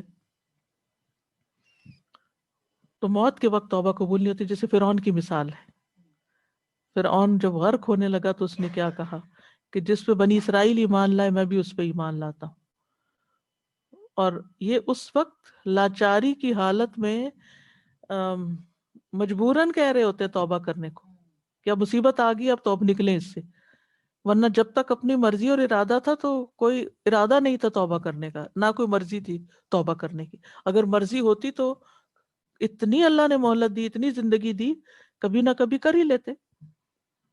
لیکن یاد رکھیے کہ توبہ کی توفیق بھی اللہ کی رحمت سے ملتی ہے، اور اللہ تعالیٰ علیمن حکیمہ ہے، اس کو پتہ ہے کس کو توفیق دینی ہے اور کس کو توفیق نہیں دینی۔ وَلَلَّذِينَ يَمُوتُونَ وَهُمْ كُفَّارٌ، اور نہ ان لوگوں کو معافی ملے گی جو کفر کی حالت میں جان دیں۔ یعنی توبہ سے محروم رہنے والا دوسرا گروہ کون سا ہے؟ جو اسلام قبول کیے بغیر مر جائیں، جس کی مثال نبی صلی اللہ علیہ وسلم کے چچا ہیں۔ پھر اسی طرح سورج کے مغرب سے طلوع ہونے کے بعد شرک کا ارتکاب کرنے والا، یعنی اگر کوئی شخص اپنی زندگی میں ایک طرف شرک کر رہا ہے، دوسری طرف اور گناہ کر رہا ہے، تو وہ اور گناہوں سے توبہ کر لیتا ہے، شرک کو شرک ہی نہیں سمجھتا، تو اس کی توبہ نہیں قبول ہوگی، اس کے باقی گناہ بھی نہیں معاف ہوں گے۔ پھر تو شرک کا چھوڑنا بہت ضروری ہے۔ پھر اسی طرح کھلم کھلا گناہ کرنے والے، اوپنلی، ڈٹائی کے ساتھ، اور جو توبہ نہ کرے اس کی توبہ قبول نہیں ہوتی، اسے معاف نہیں کیا جاتا، یہ بھی حدیث میں آتا ہے۔ اولئک اعتدنا لہم عذابا علیما، ایسے لوگوں کے لیے ہم نے دردناک عذاب تیار کر رکھا ہے۔ اب آپ کچھ کہنا چاہیں تو کہہ سکتے ہیں، کیونکہ اگلی آیت اب لمبی ہے جو ہم پوری نہیں کر پائیں گے۔ کسی کو کوئی کمنٹ کرنا ہے یا کوئی مشورہ دینا ہے یا کوئی سوال ہے تو؟ استاذہ جی جو بھی اپنے قرض کی اہمیت بتائی نا، تو پھر جیسے یہ ہوتا ہے کہ کتنا زیادہ ہے کہ لکھا ہوا ہو، ٹھیک، میں جی جانتی ہوں کسی فیملی کو کہ وہ اچھے معتبر بندے نے آ کے کہا کہ مجھ سے قرض لیا ہوا تھا اور کسی وارث نے نہیں مان کے دیا اس کو، لیکن انفارچونیٹلی ریٹرن نہیں تھا کچھ بھی۔ تو یہ بہت امپورٹنٹ ہے کہ لکھا ہوا ہونا چاہیے، جس سے آپ لے رہے ہیں اس کے پاس بھی ہو، آپ خود بھی کسی کو بتا کے جائیں۔ تو وہ یہی ہوا کہ انہوں نے خود نہیں بتایا ہوا تھا، ان صاحب کے پاس لکھا ہوا نہیں تھا، اور اب مال تھا، یہ بھی نہیں کہ مال نہیں تھا۔ اور دوسرا سوال میرا یہ تھا کہ ایسے جیسے قرض ہے لیکن مال انف نہیں ہے، تو پھر وارثوں کو ادا مل کرنا۔ کے کر دینا چاہیے پورا۔ السلام علیکم استاذہ جی، یہاں پر بہت بڑی ضرورت نظر آ رہی ہے کہ ہماری جو نیو جنریشن ہے، جو ہم جس کو ویسٹ کی طرف لے آئے ہیں، خود ہی مائگریٹ کر کے. تو وہ یہاں جب بڑے ہو رہے ہیں تو انہیں اس چیز کی تعلیم سنڈے اسکول اور سیٹرڈے اسکول میں تو کلمے اور چیزیں اور بنیادی چیزیں بتائی جاتی ہیں, بٹ ہمارے حرام حلال کا نہیں بتایا جاتا. حرام حلال اینڈ آل دیز تھنگس کے جس پہ حدود ہیں, سیکشل میٹرز میں ڈسپلن نہیں اور سکھایا سب جاتا. سے پہلے یہاں پر گریڈ 4 اور 5 میں جب وہ ہمارے بچوں کو سیکشل میٹرز بہت کھلم طریقے سے بتا رہے ہوتے ہیں, ہم سنڈے اسکول میں شرم محسوس کرتے ہیں کہ ہم اسے سیکشل ایجوکیشن کیسے دیں یا بات بھی کیسے کریں. لیکن امیجن کریں کہ وہ پیوبرٹی کا سٹیج ہے ان کا جو شروع ہو رہا ہے, انہوں نے تو تعلیم دے دی, ہم ان کو لے کر آئے ہیں, ہم ذمہ دار ہیں اس کے کہ ہم انہیں تو کہاں لے ہمارا کر دین آئے. کیا کہتا ہے؟ تو اور دوسرا یہ کہ جو کل بھی آپ نے بات کی تھی کہ فرض کے دائرے میں آتی ہے یہ چیز سکھانا کہ وراثت کسی نہ کسی کو, اٹس علم الفرض. سو آئی واز تھنکنگ کتنے لوگ ہم ہیں, اتنے سارے ماشاءاللہ مسلمان ہیں یہاں پر, کون اپنے بچے کو اس والی فیلڈ میں الٹا ڈال ہم رہا ہے؟ تو لوگوں کو غلط مشورے دیتے ہیں. مطلب اگر کسی خاندان میں ڈیتھ ہو جائے تو ہم حق کے ساتھ بات کرنے کی بجائے صرف کسی ایک کی طرف داری کرنا شروع کر دیتے ہیں, اور اس کہتے ہیں بالکل یہ نہ کرنا, بالکل وہ نہ کرنا. الٹے مشورے دیتے ہیں. وہ نہیں مشورہ دیتے جو میت کے حق میں بھی بہتر ہو اور خود اس وارث کے حق میں بھی بہتر ہو. انسان کتنا خود غرض ہے نا, اپنا سوچتا ہے, دوسرے کا نہیں سوچتا. اپنی دنیا بنانا چاہتا ہے اور دوسرے کی آخرت کی فکر نہیں کرتا.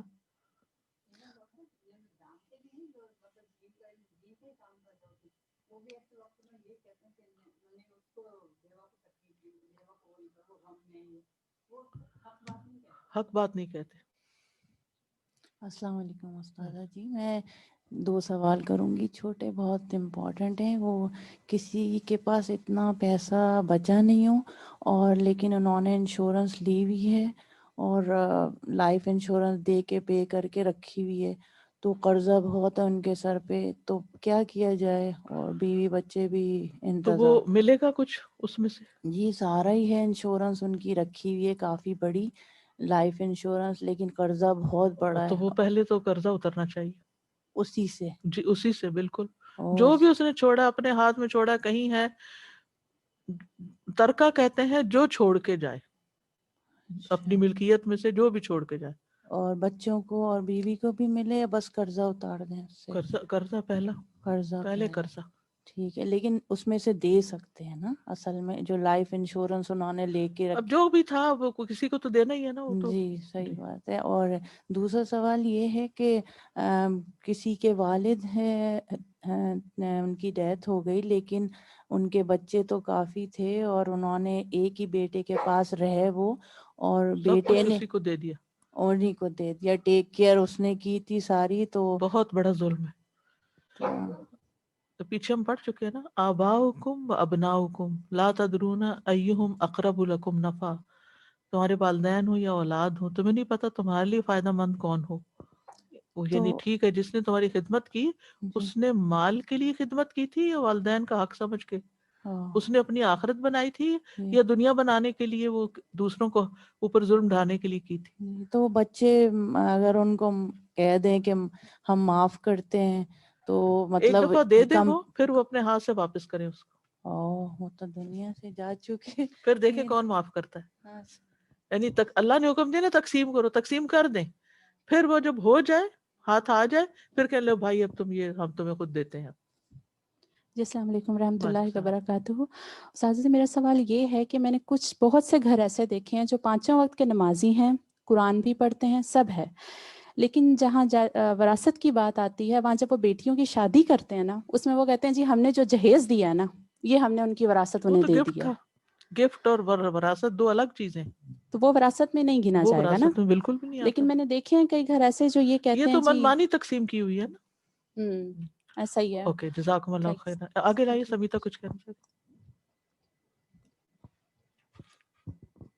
جی میں یہ سوچ رہی تھی کہ شرک جو ہوتا ہے نا وہ بہت کم لوگ ریئلائز کرتے ہیں کہ ہم شرک کر رہے ہیں اور اس کی توبہ نہیں ہوتی. باقی سب کام تو کر لیتے ہیں ہم, لیکن شرک کی ریئلائزیشن جیسے اپنا ہاروسکوپ دیکھنا, ہاتھ دکھا دینا, چلتے چلتے مذاق میں لوگوں نے ہاتھ دکھا دیے, لیکن وہ اتنا بڑا شرک ہے. نجومیوں کے پاس جانا, اور ایسے لوگوں کے پاس جا کے تو خبریں غیب کی معلوم کرنا, یہ سب شرک میں آتا ہے. رشتے نہیں ہو رہے تو رشتے کہ یہ میرے ساتھ سوٹ کرتا ہے, نہیں, لوگوں کے ساتھ ایسے ایسے عالم ہیں, اللہ معاف کر دے, کہ جن سے جا کے وہ کنڈلیاں ملاتے ہیں.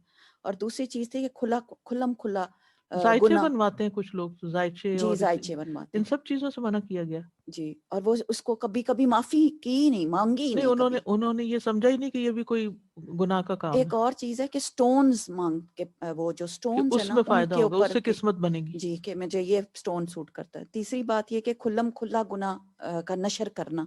اور اب یہ جو فیس بک اور یہ جو میڈیا ہے, اس نے اور پاگل کر دیا, کہ وہ لوگ نہیں مائنڈ کرتے کہ بھئی ہم, وہ اس بات کو فخر سمجھتے ہیں کہ وہ ایسی لوکیلٹی یا ایسے جگہ پر یا ایسی مجلسوں میں بیٹھے ہیں جہاں ہر چیز کھلم کھلا ہے, اور اس کو نمایاں کرنے کی, چاہے وہ پتہ ہے, میں نے اتنا دیکھا ہے کہ وہ چیریٹی آرگنائزیشن میں بیٹھے ہیں, جی, اللہ کا کام کر رہے ہیں. اس میں آپ دیکھیے کہ ایون دینی مجلسوں میں کسی کو بیٹھ کے یہ نہیں کہنا چاہیے وہ میں تو جب جاہلی دور تھا تو میں تو شراب بھی پیتا تھا, تو میں تو فلاں بھی کرتا تھا, اب میں نے توبہ کر لی. یہ کیا بات ہوئی؟ ساری باتیں کر کے پھر کہا میں نے توبہ کر لی. جو گزر چکا سو گزر چکا. پوری باتوں کی مجلسوں میں بیٹھ کے تشہیر نہیں کرنی چاہیے, آپ نے تو اور نہ ماشاءاللہ اس کو انجوائے کرنا چاہیے. آپ نے ماشاءاللہ ایک بہت اچھی بات ہمیں بتائی تھی کہ آپ صبح کی فجر کی جیسے نماز چلی جاتی ہے کسی, وہ بھی منہ سے بتانے کی کیا ضرورت ہے کہ کسی کو کہنے کی ضرورت نہیں آج میری فجر ہی رہ گئی, نو, اس لیے کہ دوسرا کہے گا چلو اس کی رہ گئی تو جی وہ تو قرآن پڑھتی ہے, اور جو میری جزاک رہ اللہ گئی تو کیا ہوا, جزاک اللہ. کیونکہ اس سے گناہ ہلکا ہوتا ہے. سبحانک اللہم و بحمدک اشہد ان لا الہ الا انت استغفرک و اتوب الیک. السلام علیکم و رحمۃ اللہ وبرکاتہ.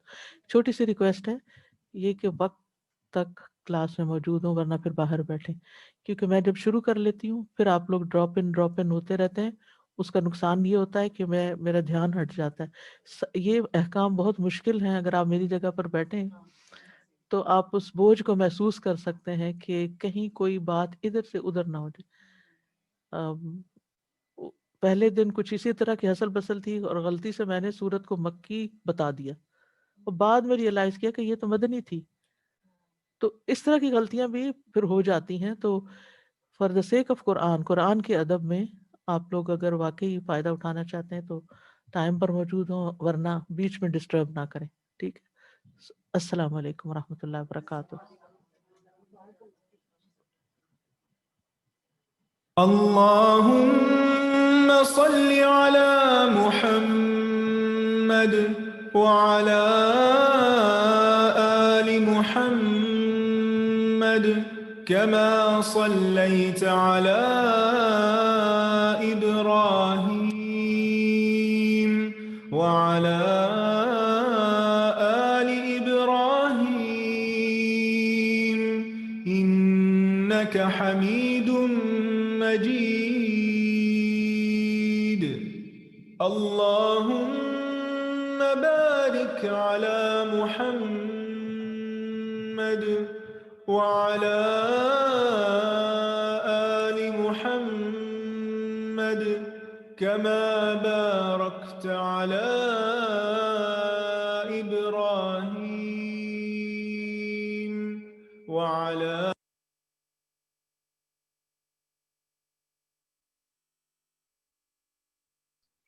بسم اللہ. السلام علیکم ورحمۃ اللہ وبرکاتہ. مائی ڈیئر اسٹوڈنٹس, الحمدللہ کثیرہ ہمارا آج کا لیسن کمپلیٹ ہو گیا. اللہ کا احسان اور شکر ہے. آپ سب کیسے ہیں؟ ٹھیک ہے, سب نے اچھے اچھے نوٹس بنائے؟ الحمدللہ, دیٹس گڈ. چلیے انشاءاللہ دعا کے بعد ایک دو پوائنٹس کو کوئک سا فریش اپ کر لیتے ہیں, کیونکہ ہماری کلاس کا ٹائم الحمدللہ کمپلیٹ ہو گیا, لیکن just a take home message. نحمدہ ونصلی علی رسول الکریم, اما بعد, فاعوذ باللہ من الشیطان الرجیم, بسم اللہ الرحمن الرحیم. اللہم انا نسألک علما نافعا ورزقا طیبا وعملا متقبلا. آپ دیکھیں کہ ایک جس سے خاص طور پر آیت جو مجھے آج جب میں پڑھ رہی تھی, ابھی استاذہ جب پڑھا رہی تھی, تو یہ جو آیت ہے نا, آیت نمبر 13, تو مجھے ایسے لگ رہا تھا کہ سارے جو ہمارا لیسن ہے نا, اس میں بڑے خوبصورت طریقے سے کنکلوڈ ہو رہا ہے نا ایک طرح سے. یعنی آپ کوئی بھی اللہ سبحانہ تعالیٰ کا حکم لے لیں، اگر کوئی انسان اس بات کو سمجھ جاتا ہے، اور وہ کون سی بات ہے کہ تلک حدود اللہ، کہ یہ اللہ کی حدود ہے، یعنی اللہ سبحانہ تعالیٰ نے ہر چیز میں ہمارے لیے لمٹس مقرر کر دی. اب آپ دیکھیں اس سے پچھلی آیت کس چیز کے بارے میں تھی، کون سا حکم تھا اس میں؟ آیت 12 میں کیا حکم بتایا گیا ہمیں؟ دیکھیں ذرا، کلالہ کے بارے میں ہے بالکل، اور اسی طرح جیسے وراثت ہے نا، وراثت کے بارے میں کہ جو ورثہ ہے وہ کس طرح سے تقسیم ہوگا. اب آپ دیکھیں کہ جو انسان اللہ سبحانہ تعالیٰ کی اس بات کو سمجھ جاتا ہے کہ یہ اللہ تعالیٰ کی حدود ہیں اور کس کو کتنا حصہ ملے گا، وہ ہماری assumption کے مطابق یا ہماری انڈرسٹینڈنگ کے مطابق نہیں ہوگا. یعنی مثلاً اگر مجھے لگتا ہے کہ یہ تو ڈیزرونگ نہیں، اس کو نہیں ملنا چاہیے، اور یہ زیادہ ڈیزرونگ ہے، اس کو ملنا چاہیے، تو کیا ہم یہ کر سکتے ہیں؟ مثلاً کیا ہم وراثت کو اپنی مرضی کے مطابق تقسیم کر سکتے ہیں؟ نہیں کر سکتے. اچھا، اس کی کیا وجہ ہے، کیوں نہیں کر سکتے؟ آپ دیکھیں ایک چیز جو خاص طور پر مجھے یاد ہے، ایک دفعہ ہم نے فقہ القلوب میں اللہ سبحانہ تعالیٰ کی ایک صفت پڑھی تھی، الوارث.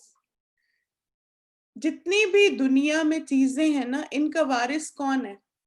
کس کو بلونگ کرتی ہیں؟ سب چیزیں اللہ تعالیٰ کو، ٹھیک ہے؟ اور ہم سب کو یہ چیزیں کس نے دی ہیں؟ اللہ تعالیٰ نے. ان چیزوں کو کیا جو ہمیں ملی وہ ہم نے مانگی نہیں؟ اب دیکھیں ہماری زندگی میں کیا ہر وہ چیز ہے جو ہمیں مانگ کے ملی ہے؟ یعنی آئی وڈ سے کہ 90% چیزیں تو ہماری زندگی میں ایسی ہیں نا جو ہمیں بغیر مانگے اللہ تعالیٰ نے دے دی ہیں، ایسا ہے نا؟ آپ دیکھیں کہ کچھ چیزیں ایسی ہیں جو آپ زندگی میں چاہتے ہیں، مگر بہت ساری چیزیں اللہ سبحانہ تعالیٰ اپنی رحمت کی وجہ سے اپنے بندوں کو دے دیتے ہیں. اب کیا ہے کہ جب سارا کچھ دیا ہوا اللہ کا ہے تو پھر ہم کون ہوتے ہیں اس کو اپنی مرضی سے تقسیم کرنے والے؟ تو اس پوائنٹ کو نا ہمیں سمجھنا چاہیے کہ الوارث اللہ سبحانہ تعالیٰ ہے، ساری مخلوق اس کی ہے، اور ساری کا ہر چیز اللہ تعالیٰ کو بلونگ کرتی ہے، اور پھر اللہ سبحانہ تعالیٰ اپنی رحمت کی وجہ سے وہ رزق اپنے بندوں میں تقسیم کر دیتا ہے. اب کیا ہے کہ بندے پھر اس رزق کے مالک ایک ٹیمپرری وقت کے لیے بنتے ہیں، ہمیشہ کے لیے نہیں بن سکتے. تب آپ دیکھیں کہ دیا ہوا اللہ کا ہے تو پھر اس لیے اس کی تقسیم بھی اللہ کے حکم کے مطابق ہونی چاہیے. یس ایگزیکٹلی، اللہ کی امانت. کیا ہم سب بھی اللہ کی امانت نہیں اس دنیا میں؟ یعنی ہماری روحیں بھی تو امانت ہے نا، ایک رسپانسبلٹی دے کے ہمیں بھیجا گیا ہے کہ ہمیں اس دنیا میں زندگی کیسے گزارنی ہے. تب آپ دیکھیں کہ جب ایک انسان اس بات کو سمجھ جاتا ہے نا کہ آنر اللہ تعالیٰ ہے، مالک خالق وہ ہے، تو لہٰذا لمٹس بھی اسی نے بنائی ہیں، اور ایک انسان چونکہ مخلوق ہے اللہ تعالیٰ کی تو اس کو اللہ تعالیٰ کو اوبے کرنا ہے اس دنیا میں، وہ خود سے لمٹس نہیں بنا. اچھا یہ بتائیں، چلیں اب ہم just for the sake of discussion, آپ 1 منٹ کے لیے امیجن کریں کہ جب انسان خود حدود قائم کرتے ہیں تو کیا وہ انصاف پر مبنی ہوتی ہیں؟ کیا وہ سب کے لیے ایکسیپٹیبل ہوتی ہیں؟ نہیں، ہمیشہ اس میں کہیں ظلم ہوتا ہے، کہیں حق تلفی ہوتی ہے، کہیں فیوریٹزم ہوتا ہے، اور کہیں آپ دیکھیں کہ لمٹس کراس ہوگی بھی ہوتی ہیں، کیونکہ انسان کی سوچ بھی لمیٹڈ ہے، اور انسان صرف اپنے پریزنٹ کو یا اپنے پاسٹ کو بعض دفعہ دیکھ کے ڈیسیجنز لیتا ہے. لیکن اللہ سبحانہ تعالیٰ ہمارے پاسٹ، پریزنٹ، فیوچر سب کے بارے میں جانتے ہیں، تو ہماری زندگی میں جو بھی ہوتا ہے وہ اللہ تعالیٰ کی حکمت اور اس کے فیصلوں پر مبنی ہوتا ہے. تو اچھا ایک تو آپ دیکھیں یہ چیز ہمارے اندر ایکسیپٹنس کا لیول لائے گی انشاءاللہ کہ انسان، اسی لیے آپ دیکھیں کہ اللہ سبحانہ تعالیٰ کی جو صفت ہے نا مالک یوم الدین، کہ اللہ تعالیٰ قیامت کے دن کا مالک ہے. یعنی اگر کسی انسان کو اختیار دیا جاتا تو وہ کیا کرتا پھر؟ تو جب اللہ تعالیٰ نے ہر چیز کا قانون، ہر چیز کا اختیار اپنے ہاتھ میں رکھا نا، تو وہ اس وجہ سے کہ وہ انصاف پر مبنی، وہ ہر انسان کو اس کا ڈیو رائٹ دیتا ہے. پھر آپ دیکھیں کہ اسی طرح یہ تو چلیں اب بات ہوگی ساری جو ہماری وراثت کی تقسیم وغیرہ ہے. اور آپ 1 منٹ کے لیے یہ امیجن کریں کہ آپ کی فیملی میں، آپ کے آس پاس، جہاں جہاں پر آپ کو حق تلفی نظر آ رہی ہے وراثت میں، تو آپ اس میں ایک بہت باریک سی لائن دیکھیں گے، اور وہ کیا ہے کہ اللہ تعالیٰ کی حدود جو بتائی گئی ان کو فالو نہیں کیا گیا، تبھی اس میں ڈسٹرپشن ہے. اچھا، کیا آپ نے کبھی اس بات کو دیکھا کہ اس سے کتنے نقصانات ہوتے ہیں جب وراثت کی تقسیم صحیح طریقے سے نہیں ہوتی؟ آپ دیکھیں، قطع رحمی، نفرت، حسد، اور بعض اوقات قتل و غارت تک بات پہنچ جاتی. ہاؤ ٹو ڈو اصلاح for them they don't listen, بس ان کے لیے دعا کریں. آپ دیکھیں کہ ہم اپنی کیپیسٹی میں نا جو کر سکتے ہیں کریں. آپ کا کام ہے سمجھانا، اور پھر اس کے بعد اللہ پہ معاملہ چھوڑ دیں. دلوں کو بدلنا اللہ کے ہاتھ میں، اگر اللہ تعالیٰ نے ان کو ہدایت دینی ہوگی تو ان کا دل بدل جائے گا. ہم نا بس بتا سکتے ہیں، جیسے ایک وہ جملہ بولا جاتا ہے نا کہ ہم لوگوں کو کنوے کر سکتے ہیں، کنونس نہیں کر سکتے. کنوکشن جو ہے نا وہ اللہ کی طرف سے آتی ہے. بعض اوقات آپ نے خود بھی یہ نوٹس کیا ہوگا کہ آپ کسی انسان کو کہتے ہیں کہ دیکھو نماز فرض ہے، تم 5 وقت نماز وقت پہ پڑھا کرو. اچھا، اس کے دل پہ آپ کی بات کا اتنا اثر ہوتا ہے کہ آپ دیکھتے ہیں کہ اگلے دن سے ہی وہ نمازوں کی فکر اس کو شروع ہو جاتی. اور کچھ لوگ ہیں، آپ ان کو کہتے ہیں دیکھو نماز فرض ہے، اللہ کا حکم ہے، پڑھنا چاہیے، تو وہ آگے سے آپ کو کیا کہتے ہیں؟ میں نے اپنی قبر میں جانا ہے، تم نے اپنی قبر میں جانا ہے. یعنی کچھ لوگ، اب یہ کیا ہے کہ یہ اللہ کے ہاتھ میں کہ کس کو آپ کی بات کیسے لگتی، اور وہ کس طرح اس کو لے گا اور کتنا وہ کنونس ہوگا. بعض لوگوں کے دل نرم ہوتے ہیں، وہ فوراً سے چیزوں کو ایکسیپٹ کرتے ہیں، فوراً سے اپنے آپ کو چینج کرتے ہیں، فوراً. آپ دیکھیں ایسے بھی تو ماشاءاللہ بہت ساری اگزامپلز ہیں ہمارے پاس کہ جس میں ایسے پتہ چلتا ہے کہ کچھ لوگوں کو جیسے ہی پتہ چلا کہ سود حرام ہے تو انہوں نے رائٹ اوے اپنی زندگی سے ہر طرح کا سود نکال دیا. اور کچھ لوگوں کو پتہ چلا کہ شراب کی خرید و فروخت حرام ہے تو انہوں نے اپنے سٹورز بیچ دیے، اس کاروبار سے نکل آئے کہ یہ حرام ہے. لیکن کچھ لوگ پھر اس کو کسی نہ کسی طرح جسٹیفائی کرتے رہتے ہیں. تو یہ نا اللہ تعالیٰ کی طرف سے ہوتا ہے کہ کس میں ایمان کی کتنی قوت اور طاقت ہے، اور کون کس لیول تک جائے گا اپنے ایمان کو بچانے کے لیے، اور اپنے رب کے احکامات پہ اور اللہ کی جو حدود ہیں ان پر عمل کرنے کے لیے. اور پھر اب دیکھیں کہ جیسے آگے پھر کچھ احکامات جیسے عورتوں کے بارے میں بھی ہیں، یا جیسے ہومو سیکچولز کے بارے میں بھی ہیں. تو اب دیکھیں وہاں پر کیا ہو رہا ہے، وہاں بھی حدود ٹوٹ رہی ہیں نا. یعنی عورت کب فحاشی میں مبتلا ہوتی ہے؟ جب وہ اللہ تعالیٰ کی حدود کو توڑتی ہے. مرد کب ایسے قدم اٹھاتے ہیں؟ جب وہ اللہ کی حدود کو توڑتے ہیں. تو مجھے ایسے لگتا ہے کہ ہر حکم جو ہے نا اس میں آ کے فٹ ان ہو جاتا ہے.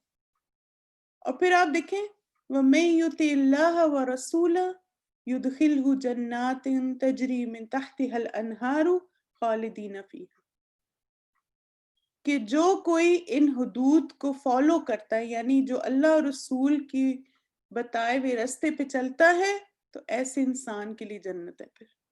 اور یہ اصل میں صحیح کامیابی. Rights of people are transgressed exactly.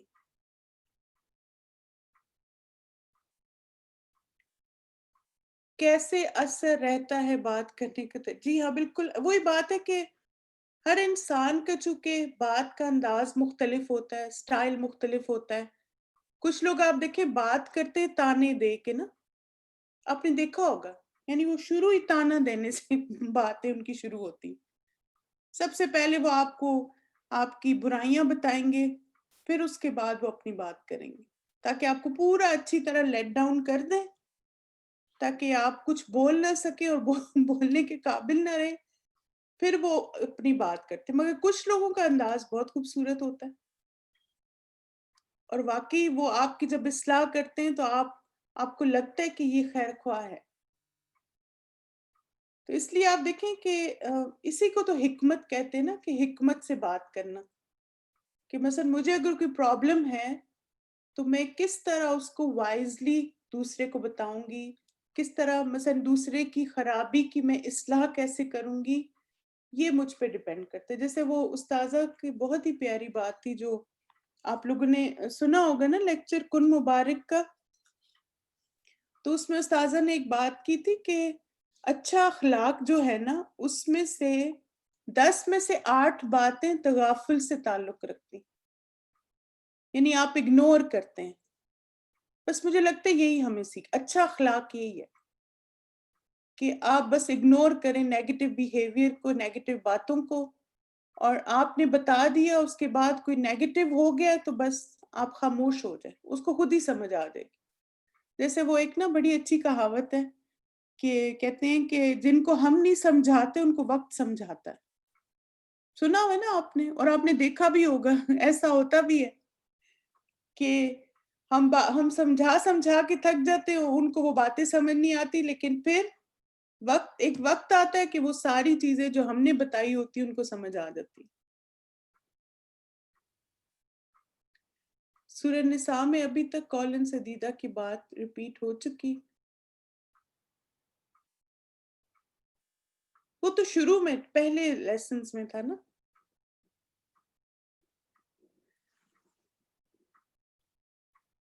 مجھے یہ پتہ نہیں سارا آپ کچھ پوچھ رہی ہیں؟ پوائنٹ خالدن ورسز خالدین. خالدن جو ہے وہ واحد ہے اور خالدین جو ہے اس کی جمع ہے. آئی ہوپ آپ یہ پوچھ رہی ہیں. چلیے انشاءاللہ تعالی ہم لوگ اس کو کنٹینیو کریں گے کل اس سورہ کو.